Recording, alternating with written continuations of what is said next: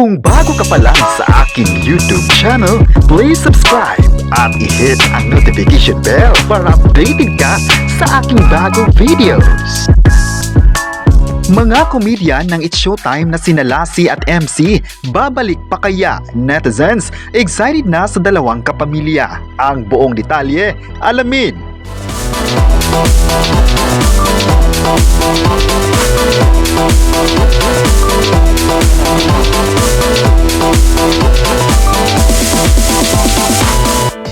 Ngayong June 23, 2025, usap-usapan ngayon sa ilang pahayagan ng umano'y reaction ng mga fans ni MC at Lassie na gusto nilang magbabalik na ito sa sikat na noon time show ng ABS-CBN na It's Showtime. Ilan sa mga komento din ng mga netizens ay kung magbabalik pa kaya ito sa programa. Maalalang nagsimula ang issue nang nagkaroon ng call out kay MC sa isang vlog ni Vice Ganda na in-upload sa YouTube channel nito. Dahil nga sa intrigang ito ay naapektuhan rin ang pangalan ni Vice kung saan marami sa mga bad comments ay talagang binato sa kanya.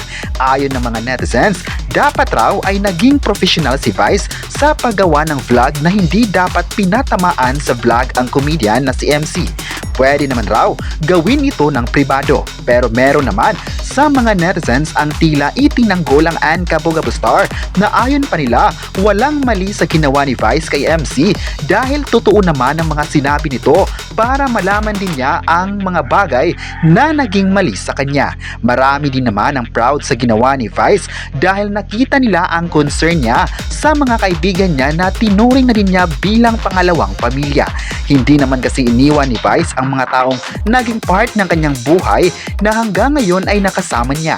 Hindi lang sa personal na buhay nakakasama niya ito, kundi pati na sa showbiz life ay andyan pa rin sa kanila. Matagal na silang nagkasama sa industriya at nakita talaga ng mga tao ang katatagan ng kanilang pagkakaibigan. Nagsimula kasi ang intrigang galit daw sina MC at Lassie noong sunod-sunod na hindi na ito napapanood sa mga shows na kasama si Vice Ganda. Una ay hindi na ito napapanood sa sikat na noon time show na It's Showtime. Pangalawa naman ay sa isang comedy bar ni Vice na Vice Comedy Bar na siya rin ang nagmamay-ari nito. Isang tanong talaga ngayon sa social media kung bakit gano'n na lang ang nangyari sa malapit na magkakaibigan. Sa stint nila sa It's Showtime ay malaking bagay para sa kanila. Ayon pa sa pahayag nila noong una ay thankful sila kay Vice Ganda dahil na rin sa opportunity na magbibigyan sila ng trabaho sa It's Showtime. Si Vice din ang tumutulong sa kanila sa mga advice sa mga ganap ng kanilang buhay.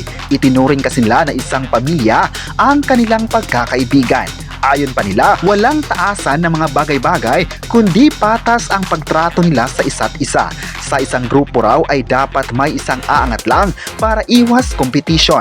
Kaya naging proud ang mga fans sa kanila. Sa kwento naman ng pananatili nila sa It's Showtime ay dapat 3 weeks lang ito pero umabot sila ng 3 months kung saan mas minahal ng mga tao. Hindi naman kasi makukumpara ang galing nila sa hosting at pagpapatawa sa entablado ng It's Showtime.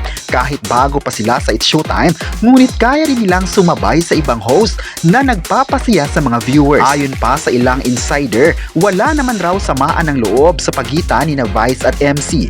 Sadya lang daw na busy pa sila sa mga commitments sa buhay. Tulad na lamang ni Lassie na planong pumunta ng ibang bansa para bisitahin ang pamangkin nito at si MC naman ay balak ng mag-unwind muna. Nagpaalam naman raw ito sa management ng Showtime at pinayagan naman, pero babalik din naman ito sa tamang panahon.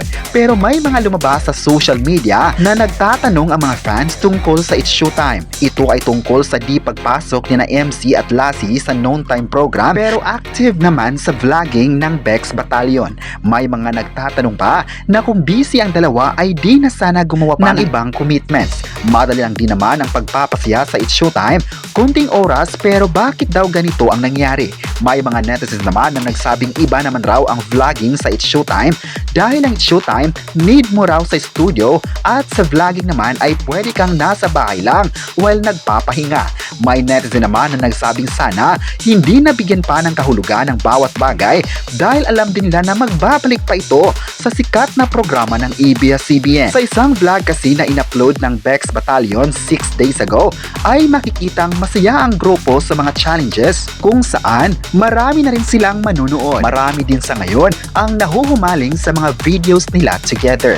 Kaya kaabang-abang ang mga pasabog ng dalawa if ever kung babalik man. Marami sa mga fans ng dalawa talaga ang naghihintay ng kanilang pagbabalik dahil iba rin sila magpapatawa sa madlang people. Ayon naman ng netizens, hayaan muna sila na gagawin ng mga bagay na magpapasaya sa kanila at susuportahan ang mga komedyanting ito. Marami din naman ang nagkakagusto sa tambalan ni Vice Ganda, MC at Lassie sa Kapamilya Show, kaya hindi na makapaghintay ang mga tao na makita sila together.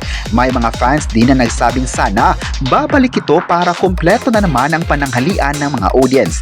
Abang-abang na lang mga kapresko. Sa kabilang banda naman ay trending kagabi ang episode ng Pilipinas Got Talent Grand Champion. Sa mga kaganapan kagabi ay talagang pinusuan ng mga netizens ang world-class performance ng mga contestants na proud na ibinandera ang kanilang mga talento. Present din sa mga judges na talaga namang namangha sa kakayahan ng mga contestants. Sa huli ay agaw eksena ang performance ni Cardong Trompo na siya rin ang tinanghal na grand winner sa edisyong ito. Iba naman kasi ang mga ginawa ni Cardong Trompo na ginulat niya ang mga viewers. Pati nga ang mga judges at live audience ay nakatutok talaga sa performance nito. Isang matinding pagtatanghal nga ang nasilayan kagabi. Isang pasabog din ng mga reaction ng mga tao sa mga contestants na siyang nagpapatrending kagabi. Sa social media ngayon ay trending pa rin ang hashtag PGT7 Grand Winner na nakakuha ng maraming tweets online. Dahil dito ay marami sa mga fans ngayon na nagsabing maganda ang naging edisyon ng PGT kagabi dahil puro magagaling ang mga performers. May isang netizen pa nga ang nagsabing sana mapapanood na naman ang susunod na edisyon kung saan makikilala naman nila ang mga judges nito. Maalalang present si Eugene Domingo sa nasabing competition na isa siya sa mga judges. Proud na sinabi ni Uge na malaki ang kanyang pasasalamat na maging part siya ng Pilipinas Got Talent Season 7. Marami talagang mga talented performers sa bansa na kayang ibandera ang dugo ng Pinoy sa international scene. May netizen pa ang nagsabing sana sa susunod na edisyon ng PGT ay mas makikita pa nila ang uniqueness ng mga contestants sa bagong edisyon. Alam ng lahat na marami pa rin ang tatangkilik sa sikat na competition na ito sa TV. Proud naman ang buong PGT dahil sa positive na komento ng viewers at mainit na pagtanggap sa kanila. Thankful din ang network sa mga taong patuloy na sumusuporta mula simula hanggang dulo. Exciting pa ang susunod na kabanata ng Pilipinas Got Talent Season 8. Abang-abang na lang mga kapresko. Kayo, ano ang masabi nyo na posibleng magbabalik pa sina MC at Lassie sa It's Showtime? I-comment na kung gusto mo bang makakabalik sila at huwag kalimutang i-subscribe ang ating YouTube channel.